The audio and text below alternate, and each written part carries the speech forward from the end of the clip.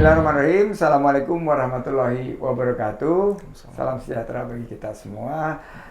Dr. Indrawan Nugroho. Nah, ini Dr. Indrawan Nugroho ini ahli strategi dan inovasi. Waduh. Ini saya izin buka ini baik, Pak Indra ya saya panggilnya ya. Ya. Pak Indra ini adalah CEO dan co-founder dari CIAS, CIAS, dan juga dikenal sebagai YouTuber yang membahas seputar strategi dan inovasi. Jadi saya beberapa kali melihat kontennya dan juga sempat kita ikut sesi Zoom dan yang ikut tuh ribuan orang gitu. Betul, 4.000 waktu itu. Jadi apa itu CIAS? CIAS ini adalah Corporate Innovations Asia atau perusahaan konsultan yang membantu perusahaan untuk merancang, mengembangkan dan menyebarkan inovasi untuk mendorong kinerja bisnis. Nah, saya kebetulan sekolah terakhir saya itu di bidang kewirausahaan, dan yang paling 3 orientasi terpenting dari kewirausahaan itu adalah inovasi, yang kedua adalah dare to take risk atau berani mengambil risiko, dan yang ketiga adalah proactivity, bergerak. Tapi kalau diperas cuma satu, inovasi. Nah, jadi CIAS ini akan membantu para usahawan-usahawan baik pemula maupun yang sudah eksis untuk terus mendorong inovasinya. Nah, beliau ini juga merupakan alumni Melbourne University. Saya kebetulan baru pulang dari Melbourne.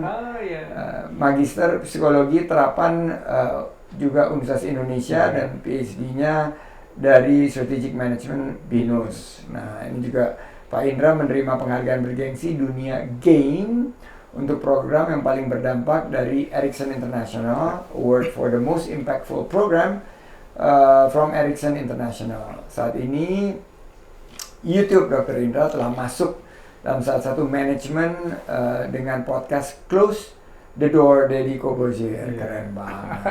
Jadi naiklah. Selamat datang di podcast studio kami. Senang bisa akhirnya bertemu fisik. Kemarin bertemunya selalu dengan virtual. Ada rencana mudik tahun ini? Ya, tapi sebentar, cuman 3 hari aja, Bang.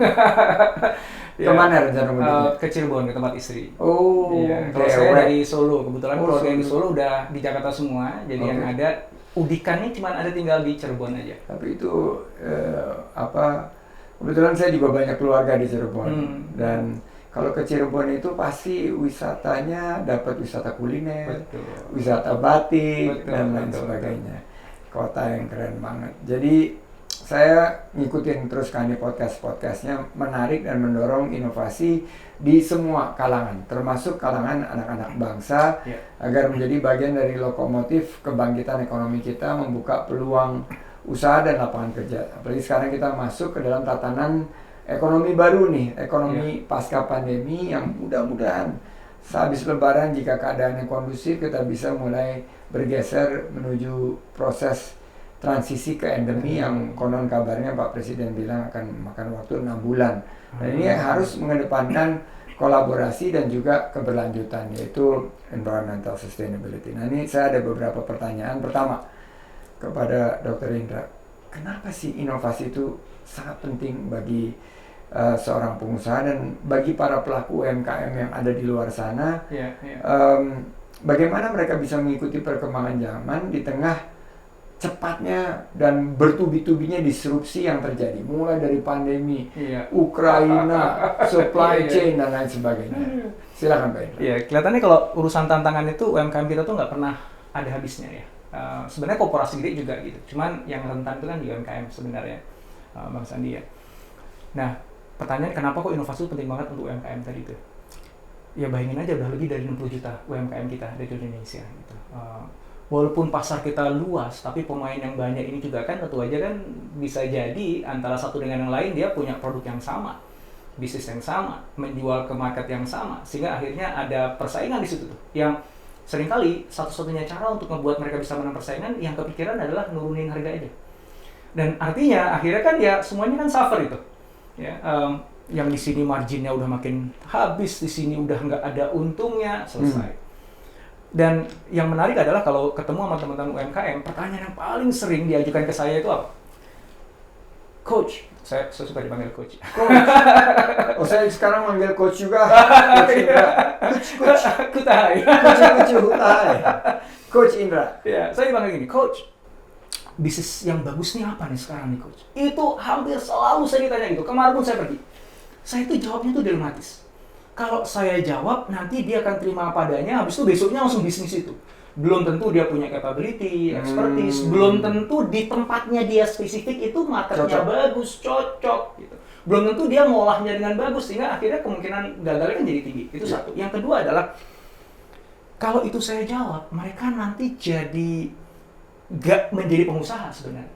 Karena kalau pengusaha itu kan ya, ini Bang Sandi yang paling tahu sebenarnya nih. Oh, Profesi lama. Iya, cari peluang, kemudian mengkapitalisasi peluang itu kan nggak boleh di skip sebagai pengusaha. Ya. Nah, saya rasa itu juga menjadi indikator kenapa kok banyak UMKM kita itu produknya gitu-gitu aja. Kalau lagi rame makanan tertentu semua, ya, waduh gitu. Cilok. Wah, itu tipikal banget kita kan ya. Dan ya itu tadi ujungnya akhirnya ya karena kanan kiri depan belakang jualannya sama aja, perang harga kan.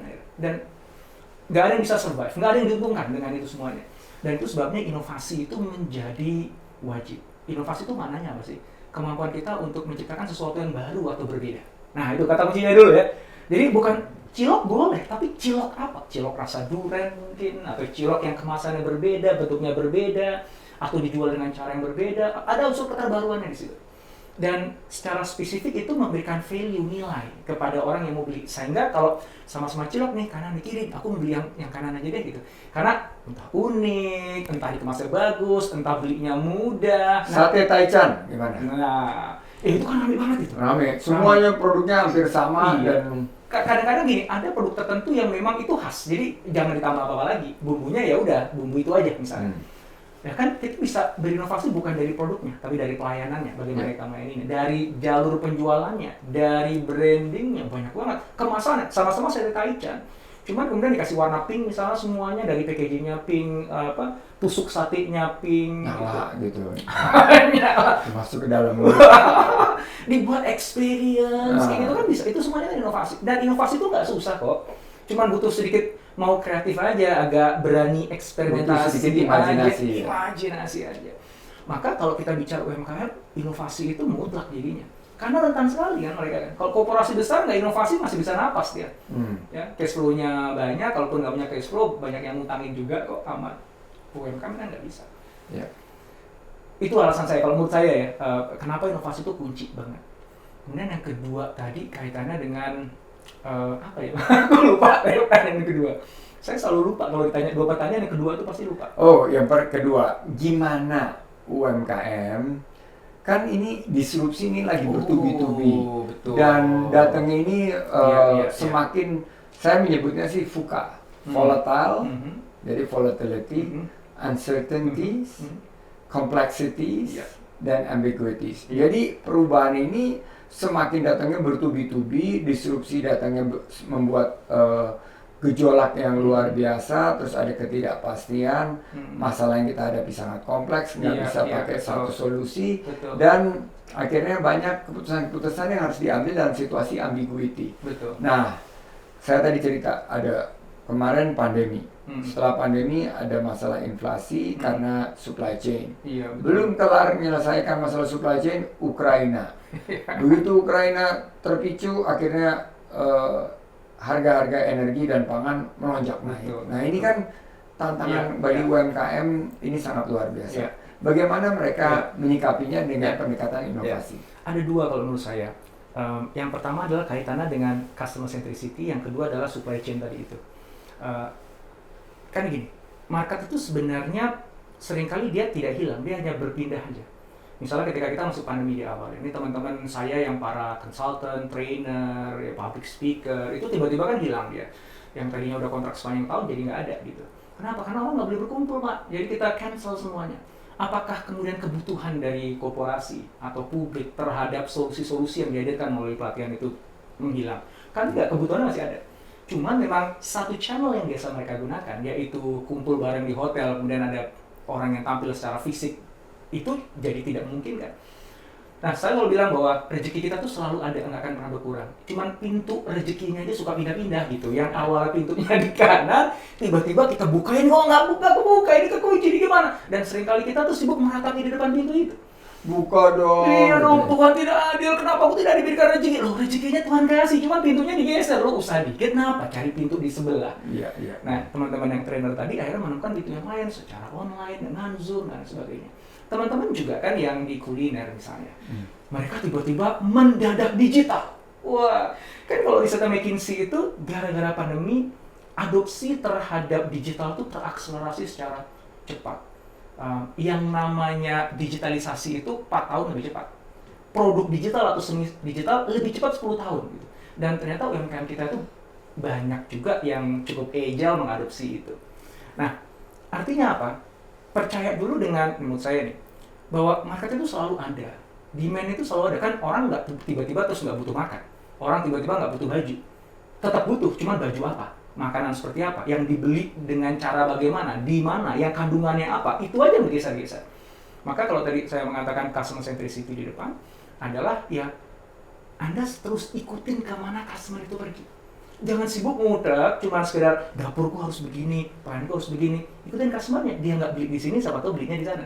Dia nggak suka yang ini, siapa tahu dia sukanya yang lain. Nah, kemampuan para teman-teman UMKM ini untuk benar-benar memahami customernya, kemudian ngikutin kemana customer itu pergi, ngikutin perubahan-perubahan preferensi, kebutuhan, kemampuan mereka, itu yang akan jadi kunci yang ngebuat survive.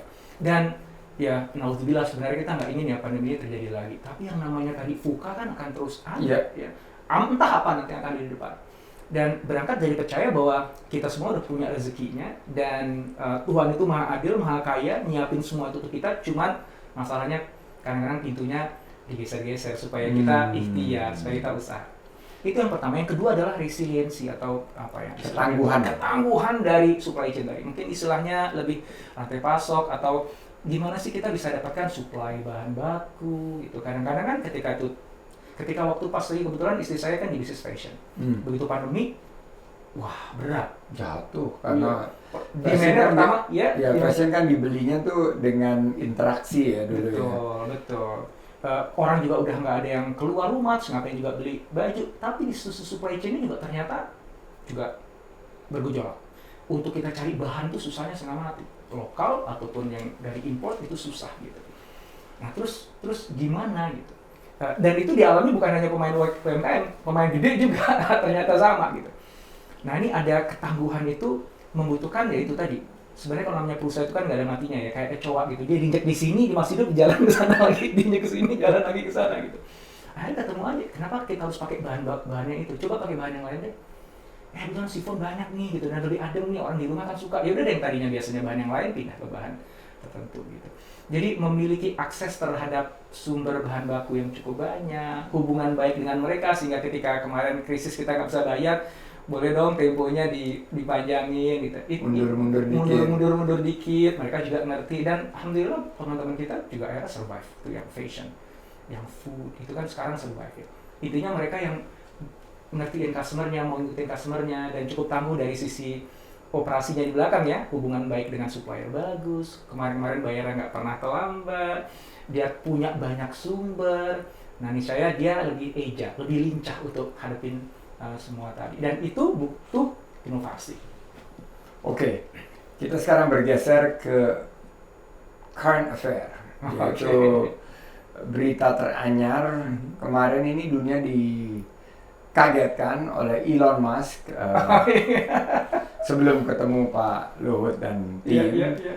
Dia membeli secara tunai saham Twitter senilai 44 miliar US dollar. Atau setara 635 triliun rupiah. Menurut Coach, ada nggak sih signifikan dari seorang Elon Musk? Kalau kita lihat kan Twitter ini salah satu social media yang pertama kan. Betul. Saya tuh punya account Twitter tuh tahun 2010-an lah pertama. Tapi sebelumnya ada Facebook dan itu jauh sebelum Instagram dan jauh sebelum TikTok dan lain sebagainya. Dan Twitter mengalami suatu stagnasi. Nah di tangan Elon Musk nih yang terkenal punya inovasi tanpa batas, apa nih dampaknya buat kita? Honestly kalau kita baca berita-beritanya memang hampir semua orang masih masih gelap, jadi itu masih misteri. Alasannya kenapa sih? Kalau Elon kan secara spesifik cuma dua dia bilang. Pertama adalah dia ingin mendemokratisasi Twitter yang konon katanya udah terlalu diatur kata dia. Dia kan waktu kemarin Pilpres di Amerika kan beberapa kontennya Presiden Trump disensor, malah Presiden Trump sendiri kehilangan kendali atas akunnya dia. Nah itu yang diprotes sama dia. Dia ingin demokratisasi itu. Yang kedua adalah menghilangkan bot. Paling nggak cuma dua itu tuh yang secara publik dia pernah sampaikan. Sempat ada media yang nanya ke dia, ini rencana kamu mau gimana nih Twitter setelah kamu beli? Jawabannya saya juga masih mikir. Itu kayaknya Elon Musk banget ya. Tipikal entrepreneur banget ya. Nggak tahu tuh. Atau kalau orang Sunda bilang kumaha engke. Iya, kumaha engke. Udah beli dulu aja punya uangnya kok gitu ya. Ntar aku pikirin deh itu tak pakai untuk apa gitu. Tuh hanya Elon kayaknya yang sanggup begitu dengan nilai sampai 600 triliun tadi ya. Sesungguhnya kalau menurut saya menjawab pertanyaannya Bang Sandi tadi adalah sekarang ini kan memang sebenarnya bukan sekarang ini, udah lama ya orang itu kan punya khawatiran tentang media sosial.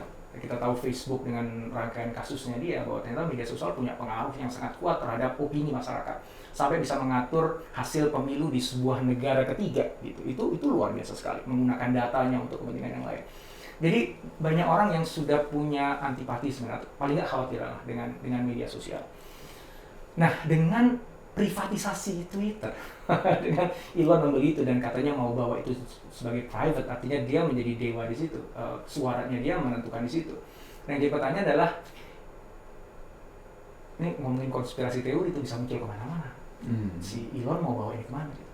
Atau paling nggak ya isi hatinya Elon kayak gimana, kalau orang baik akan dibawakan jadi baik, apakah untuk kepentingan pribadinya dia, wah listnya banyak. Jadi kalau saya ngelihat sih sekarang masih diverge ya, orang-orang lihat itu sebagai wah oke, ini ada orang yang memang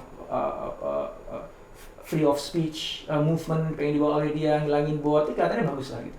Tapi aku rasa sih termasuk saya juga, saya masih wait and see untuk lihat dia mau dibawa kemana. Karena to be honest, sekarang belum ada yang tahu, bahkan katanya Elon sendiri aja nggak tahu itu mau dibawa kemana. Yang jadi khawatiran saya adalah kalau ini jadi tren gitu. Tiba-tiba media sosial yang giant dan gede-gede itu akhirnya dikuasai oleh sekelompok orang tertentu yang punya agenda tertentu gitu. Dan dulu kita berpikir kan itu nggak mungkin. Pasti oleh pemerintah Amerika nanti ditahan, dipecah-pecah, ya dengan Cambridge Analytica kemarin itu pasti kan scrutinize banget gitu. Tapi kok Twitter bisa dibeli oleh satu orang gitu. Dan mau dibawa jadi private. Dan itu kan jadi presiden kan untuk yang lain, dan jangan-jangan yang lain juga begitu gitu nantinya. Nah, so far sih saya masih dalam posisi itu, jadi agak susah untuk memberikan jawaban yang lebih konklusif ya untuk saat ini paling nggak. Ya saya sepakat sih analisa coach, karena pengalaman saya di dunia usaha tentunya banyak kelebihan dari perusahaan publik, tapi juga banyak keterbatasan dan banyak tentunya ketidakleluasaan sebagai perusahaan publik. Misalnya kalau perusahaan publik itu kan dia harus punya dewan direksi, dia harus meminta persetujuan pemegang saham untuk melakukan tindakan korporasi yang boleh dikatakan strategis dan transformatif. Apa-apa mesti lapor tiap 3 bulan, gimana pertambahan jumlah subscribernya, gimana revenue-nya, dan tekanan ini kepada CEO mengakibatkan dia akhirnya konsepnya itu bukan bird's view atau helicopter view jangka panjang, tapi justru quarter to quarter. Memuaskan pemegang saham. Memuaskan pemegang saham. Nah, dengan Elon Musk sebagai satu pemegang saham, mereka bisa memikirkan jangka panjangnya Twitter seperti apa. Kemungkinan yang menurut saya, apakah mungkin Twitter menjadi salah satu fitur di mobil Tesla, atau menjadi salah satu cara dari ekosistemnya Elon Musk and Company ini untuk ikut menyebarkan berita-berita secara independen, tidak terpengaruh editorial dan lain sebagainya. Dan mungkin ini juga keterlibatan dia, apakah bisa menjadi sarana promosi daripada produk-produk mereka, karena mereka selain daripada Tesla kan juga punya SpaceX. Dan ini menarik sih menurut saya, to be continued discussion ini, dan saya terus terang mendalami pemikiran Elon Musk dan menemukan beberapa persamaan terutama mengenai inovasi dan kalau kata orang Sunda mah kekehannya. Kekeh sekali terhadap sesuatu dan dia ingin buktikan karena kalau lihat ceritanya itu selalu ceritanya tentang Elon versus the rest of the world gitu. Elon against the rest of the world, everyone else gitu. Dan itu dia tunjukkan. Nah, terima kasih masukannya tentang Elon dan Twitter. Berikutnya NFT. Kita ini udah heboh dengan NFT dan saya terus terang walaupun ngerti sedikit-sedikit belum memiliki pemahaman yang menyeluruh. Nah, bisa dijelaskan nggak secara sederhana pakai bahasa sehari-hari oleh coach kepada teman-teman pemirsa apa kriteria produk kreatif ini yang bisa dikatakan NFT? Oke. Nah, ini seperti dulu karena ini ada pertanyaan kedua karena suka lupa. Saya breakdown. Oke, terima kasih. Membantu terima kasih.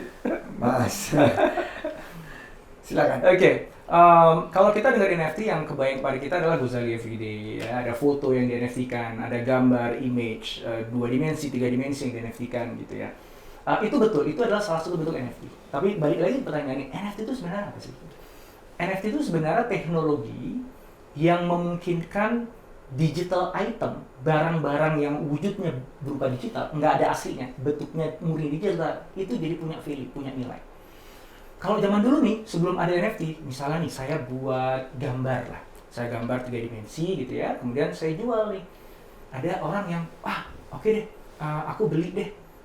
Terus saya jual juga barang yang sama ke orang yang lain. Tapi si orang ini bandel nih, barang itu kemudian di-copy sama dia, dijual lagi dengan harga yang murah, karena dia punya itemnya banyak. Akhirnya kan harga dari barang digital saya itu kan jadi jatuh, karena jumlahnya jadi banyak. Yang kedua, yang udah saya buat bagus-bagus itu bisa dimodifikasi sama dia. Udah dimodifikasi sama dia, dikasih namanya dia pula, diklaim lagi sama dia. Sehingga bagi kreator digital, itu nggak ada yang bisa menjamin bahwa karyanya dia itu nggak dipalsukan, nggak dikopi, nggak dirusak. Dan nggak ada yang bisa menjamin bahwa itu memang karyanya dia. Karena digital bisa dengan mudahnya dikopi kan gitu. Nah, NFT itu teknologi yang memungkinkan karya digital kita, mau 2 dimensi atau 3 dimensi itu tidak bisa dikopi, tidak bisa dirusak, tidak bisa diubah. Dan nama pemiliknya itu udah embed nempel di situ. Sehingga orang bisa tahu itu gambar punyanya siapa, punyanya Indra. Dia mau mengubah nggak bisa, mau menghancurkan nggak bisa, mau ngopi nggak bisa. Itu yang pakai teknologi blockchain. Itu pakai teknologi, iya. Dia ditumpukan di atas teknologi blockchain, NFT itu hidupnya di blockchain. Nah, sehingga saya bisa membuat sebuah karya digital dan kalau itu karya itu bagus, ada orang mau beli. Saya bilang enggak, saya cuma punya satu, saya nggak mau beli. Sampai akhirnya yang bidding banyak, yang nawar banyak. Makin tinggi demand-nya supaya cuma satu, harganya kan tinggi. Begitu harganya cukup tinggi, ya udah deh saya lepas deh. Dan orang itu jadi punya satu-satunya dan dia nggak bisa mengcopy juga, dia nggak bisa dengan mudah merusak atau mengganti juga. Namanya jadi ganti, tadinya Indra itu jadi namanya si Fulan itu. Sampai suatu saat nanti mungkin ada orang yang mau nawar lebih mahal lagi. Nah, itulah yang kemudian kenapa NFT sekarang itu harganya bisa gila-gilaan. Dijualnya seperti tas, saya lupa ya, tas Gucci kalau nggak salah. Waktu pas dia launching itu harganya cuma, kalau nggak salah cuma $6 gitu, satu tas digital gitu. 3.000-an dolar ya. Jadi 3.000-an dolar. Lebih mahal dari tas aslinya. Iya. It just doesn't make sense sebenarnya. Tapi itulah hype. Ya. Hype itu selalu begitu. Karena kita belinya tuh emotional buying di situ. Dan sekarang kan kita tahu ya, udah mulai Jack Dorsey Twitternya itu yang dibeli dengan harga ratusan miliar cuma 18 juta rupiah kalau nggak salah jatuhnya. Sekarang jatuhnya oh my god itu. Dia berharap sampai jutaan dolar, ternyata hanya puluhan dolar zong ya. Itu memang hype itu kan begitu adalah. Nah, maka kalau saya cenderung mau melihat NFT itu beyond hype-nya sih. Saya nggak lihat NFT itu semata-mata dari itu gambar Gozali Everyday-nya atau Twitter Jack Dorsey atau Boring Ape yang terkenal itu ya. Saya ngeliat teknologinya. Karena balik lagi nih pertanyaannya tadi, bagaimana itu akan pengaruhi tentang industri kreatif kita. Akhirnya kita punya sebuah teknologi yang membuat teman-teman yang bermain di industri kreatif berbasis digital jadi sekarang punya sesuatu yang bisa diuangkan. Dan itu yang akan membuat industri kreatif digital kita akan peminatnya akan banyak. Kan begitu sesuatu itu bisa diuangkan, economic value-nya jadi tinggi, pemainnya akan banyak, kreativitasnya akan muncul pasti di situ. Ya, orang nggak takut lagi untuk membuat musik dan akhirnya di copy. Nah, ya, atau apapun yang bisa digital kan.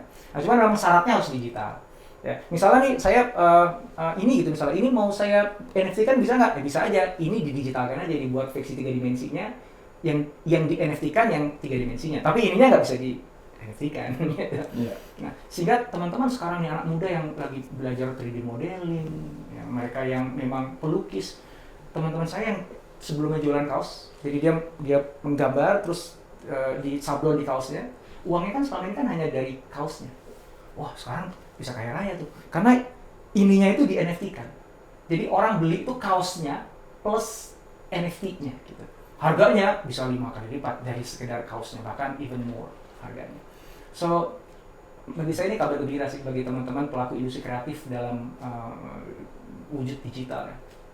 Dan ternyata guys, ini udah menjawab pertanyaan yang kedua. Jadi kalau pertanyaan kedua itu nggak diucapkan, udah langsung terjawab. Tapi kalau ditanyakan, lupa malah. Ini bagian dari inovasi ke depannya. Luar biasa Coach Indra ini. Jadi tadi pertanyaan keduanya ini adalah apakah ini jadi penting sebagai bagian inovasi, dan jawabannya penting banget, terutama bagi para pelaku ekonomi kreatif. Apalagi anak saya nomor 2 ini juga mengambil sekolah dengan jurusan ilustrasi. Jadi ilustrasinya dia juga nanti mungkin saya ingin anak saya ini bisa berguru juga sama Coach Indra, melihat konten-konten dari YouTube-nya Coach Indra. Oke, saat ini juga sedang berkembang mengenai dunia metaverse. 780 miliar US dollar akan diinvest di metaverse tahun ini aja, dan akan meningkat ke tahun-tahun depan. Sampai-sampai Mark Zuckerberg udah mengubah Facebook menjadi Meta. Nah, kami ini di Kemenparekraf, kalau dilihat kan ini produk-produk ekonomi kreatif, ada destinasi-destinasi wisata, ini 5 super prioritas: Borobudur, Likupang, Labuan Bajo, Mandalika, dan juga Danau Toba. Ini ada peluang bagi kami untuk mengenalkan potensi Parekraf ini melalui metaverse. Nah, pertanyaannya, sejauh mana metaverse ini akan menjadi bagian dari lokomotif kebangkitan ekonomi di industri Parekraf ini? Oke, kalau langsung to the point pada jawabannya adalah sangat bisa, tapi tidak dalam waktu dekat. Karena kan metaverse itu teknologi yang masih berkembang. Sekarang itu masih embrionik sekali, gitu. Bahkan di negara-negara maju pun juga masih belum benar-benar sepenuhnya menggunakan metaverse untuk menggerakkan ekonominya, kecuali gaming. Ya, kalau gaming, industri musik itu udah mulai, fashion udah mulai masuk ke metaverse. Tapi kalau yang lain, ya, itu memang belum. Tapi arah ke sana bisa nggak? Bisa. Ya, karena kan ada dua moda di mana kita bisa memanfaatkan metaverse tadi ya. Ada yang namanya virtual reality, di mana kita bisa masuk ke dalam sebuah dunia digital menggunakan headsetnya, VR headset. Ada yang augmented reality, di mana yang item digitalnya kita bawa ke dalam dunia nyatanya kita. Gitu. Itu kan dua hal yang kebalik. Nah, kalau kaitannya sama pariwisata, kemudian juga produk-produk kreatif, memungkinkan dua mode itu dipakai. Jadi misalnya kalau teman-teman di luar negeri nih yang belum pernah ke Danau Toba gitu, dia mau ke Indonesia, waduh kayak gimana sih Danau Toba itu, aku entar dulu deh ke yang lain dulu deh gitu misalnya. Nah, dia bisa icip-icip dulu di metaverse-nya ya, virtual reality. Ya, dia pakai headset-nya, dia benar-benar rasa dia ada di Danau Toba. Saya kan juga udah mungkin sejak awal tahun beli headset itu, dan waktu pas saya terkena COVID itu harus isoman, itu badan saya ada di kamar. Tapi saya jalan-jalan ke Egypt, saya jalan-jalan ke dasar lautan, saya berburu dinosaurus di hutan, itu semuanya pakai. Jadi saya nggak merasa bosan, saya cuma modal satu headset itu aja saya kemana-mana gitu. Masuk ke dunia cowboy gitu. Nah, imagine kita bisa mancing para turis-turis wisatawan asing itu dengan udah, kalau kamu belum mau datang ke Indonesia, ya kamu datang dulu di metaverse-nya Indonesia dulu deh gitu. Sampai mudah-mudahan kemudian deh, kan lucu juga ya. Penasaran deh aku nanti kalau next time liburan aku pengen ke Danau Toba deh. Nah, begitu dia sampai Danau Toba, kan kuncinya gini sebenarnya. Kita pengen jangan sampai justru malah orang-orang sibuk di dunia digital malah nggak datang ke Danau Tobanya dan nggak menggerakkan ekonomi masyarakat di sekitar Danau Toba. Kan kita nggak ingin gitu kan. Justru metaverse itu harus mengangkat ekonomi masyarakat setempat. Nah, untuk mengangkat itu pakai apa? Bukan pakai VR. Pakainya augmented reality. Begitu wisatawannya datang ke Danau Toba, dia pakai kacamata augmented reality, terus dikasih tahu tuh, kamu mau apa? Oh, souvenir shop, ada panahnya ke sana, dia tinggal ikutin. Kemudian dia nggak ngerti bahasa Indonesia. Dia ngomong pakai bahasa Inggris, diterjemahkan langsung di sini gitu. Jadi bisa nggak? Bisa banget. Potensinya tuh gede banget. Ya. Karena isunya kita itu kan adalah memperkenalkan dulu deh, gitu, bahwa kita tuh kaya sekali negeri ini. Cuman banyak orang nggak tahu, nggak usah orang wisatawan asing, wisatawan lokal aja kagak tahu. Ya, kebagusan luar biasanya. Kalau melihat media sosialnya Bang Sandi itu, wah ini kok nggak capek-capek ya keliling dari satu tempat ke tempat yang lain. Waduh. Karena nggak bisa habis indahnya alam Indonesia dan kaya rayanya budaya kita, Coach. Ya, saya jadi tahu lebih banyak spot-spot bagus itu gara-gara follow Instagramnya Bang Sandi. Ada juga ya begini, ada juga begini ya. Saya pikir nggak ada yang ngeliat. Itu kalau nggak Bang Sandi yang samperin ke sana dan Instagram kan tuh saya jadi nggak tahu tuh sebenarnya. Nah, imagine itu kan cuma nonton Instagram. Imagine kalau saya tahu ini adalah pakai metaverse gitu. Bang Sandi ada di Danau Toba, aku mau ikut deh nyamperin. Aku nggak bisa ketemu langsung dengan pakai metaverse. Metaverse aja ketemu avatar ya paling di sana kan. Yeah. Senang gitu. Dan ada engagement kan? Ada. Kalau itu kan nggak ada engagement kalau di Instagram. Ini kan ada engagement. Kita feel langsung ada suara-suaranya, bisa ngobrol dan sebagainya. Lagu-lagu. Itu pasti orang jadi jatuh hati.